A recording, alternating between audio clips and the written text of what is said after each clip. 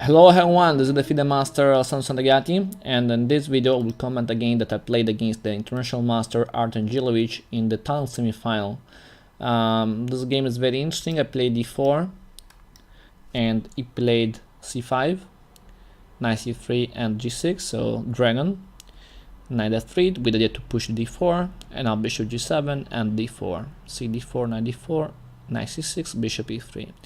It's the main line about the accelerated dragon variation, and bishop c4 is very important to avoid the push d5, so to have a good control on the square d5, and after a castle bishop b3 to stop maybe the idea queen b6, queen takes b2, because usually they display f3, and if I play f3 this bishop would be undefended, and maybe black can try to do some attacks against the b2 pawn and the bishop on e3.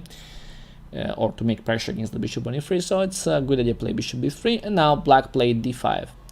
And d5 was a new move for me because I didn't see this move before, and he surprised me with this move d5. And okay, I didn't know what to do. I thought about that, and I realized that I must take the pawn d5, so I took it with the pawn, and now knight a5 to remove my bishop and take back the pawn, maybe with knight takes d5 for example. Okay, yeah, sometimes the knight can also jump to g4, so we must pay attention. I played h3 to stop the knight from g4, and they played knight takes b3, knight takes b3 to allow my queen to defend the pawn d5, and now b5 with the idea b4. So black idea is sacrifice a pawn, but then if I take the pawn b5, he can take the pawn d5, and it can open the position, and its purpose because he has the bishop pair, so its idea is open the position to make a better attack. So that's a very interesting idea. For this reason, after b5, it's not easy my position, because for one hand, if I take the pawn b5, I open this position, but for another hand, if I doesn't take, he can push b4, and if he push b4 I have to move my knight away, and then he can take anyway. So I decided to take the pawn. Knight takes d5, bishop d4. Because I want to trade the bishops is a logical choice. When we play against the bishop pair, a good idea is trade one of the bishop for the enemy bishop, so he decided to avoid that, playing bishop h6, and I played castle. Bishop b7, the threat is knight f4, but then I played a very dynamic move. I played queen g4, ignoring the threat, and with the idea to play queen h4, attacking this bishop on h6. He played knight f4 anyway, and now I played rook d1. Rook fd1 because I'm making a new threat against the enemy queen, so has to pay attention about that. He played f5, and now my queen is under attack. If he plays immediately queen d5, I can just play my bishop somewhere like bishop e3, but it's a display f5 because then I have to move my queen away, and after that queen d5 is making an attack against g2 and against the knight, but I can play f3, and if he takes the knight immediately, I can take the bishop on h6, and I think my position is better. So I played correctly knight d2 check, and now I played king h1.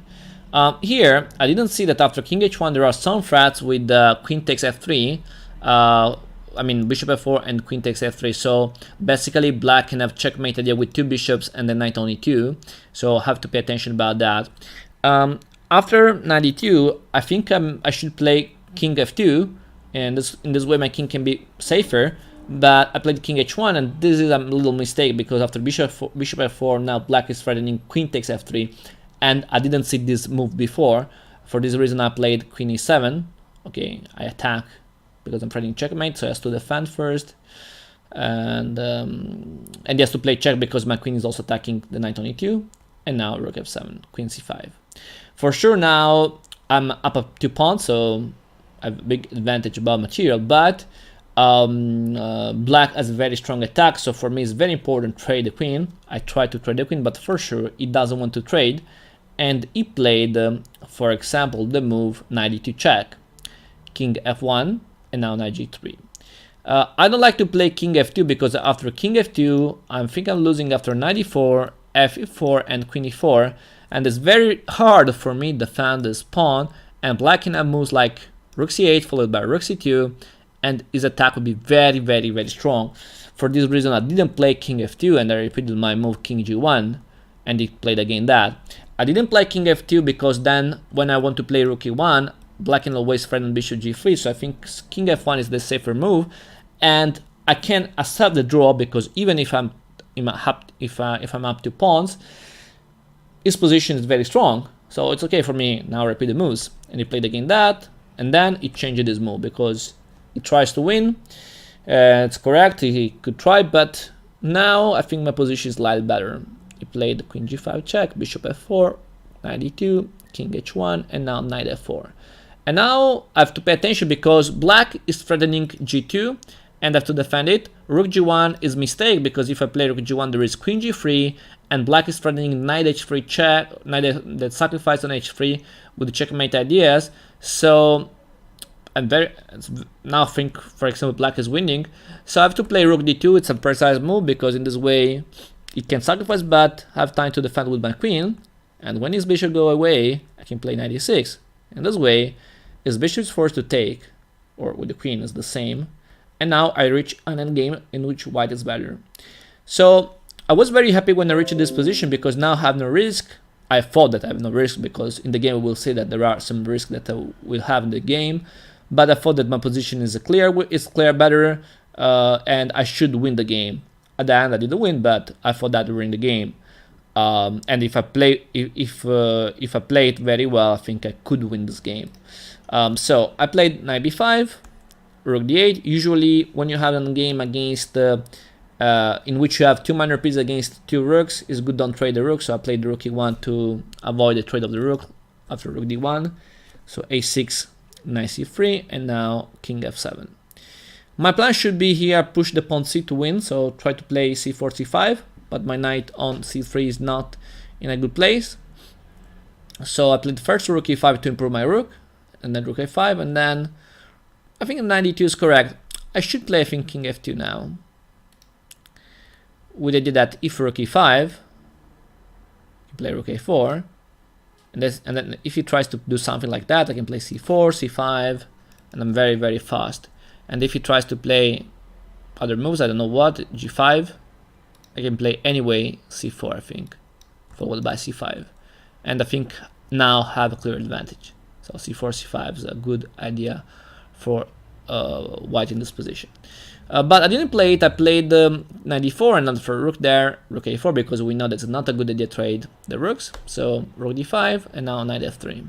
My idea is always play c4, but he played rook d1, and now black is making some threats because black is threatening to play rook b1, taking my pawn on b2. So I thought to play rook knight c5 to have the opportunity to play b3 if the pawn b2 was under attack, but he played correctly g5.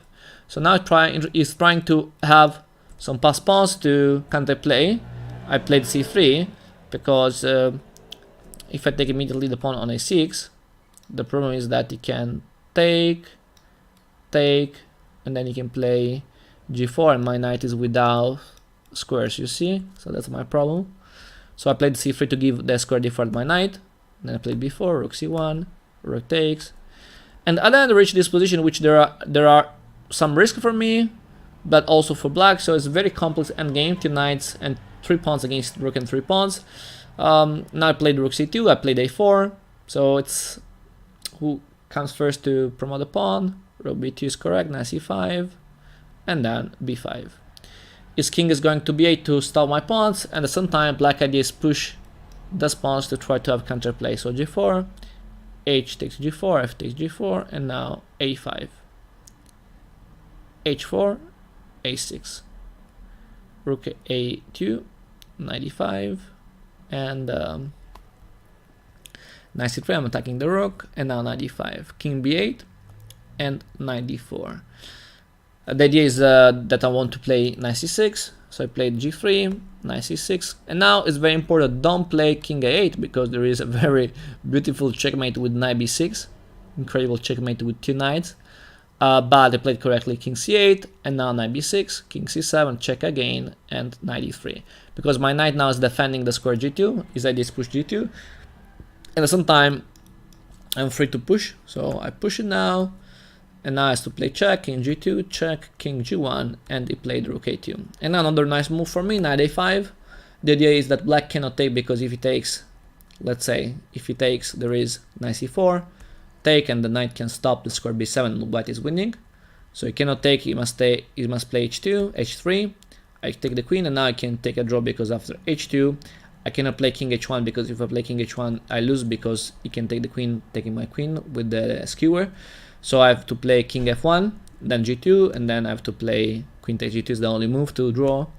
And he takes, I take, and now it's draw because two knights cannot win. So there is the checkmate position, but if you play against a strong player, for sure you know how to defend it. It's very, very easy, so it's not a big problem.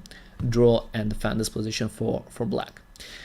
Okay, I think this game is very interesting because there are some tactical and interesting ideas, nice ideas about the endgame, and was very, very nice.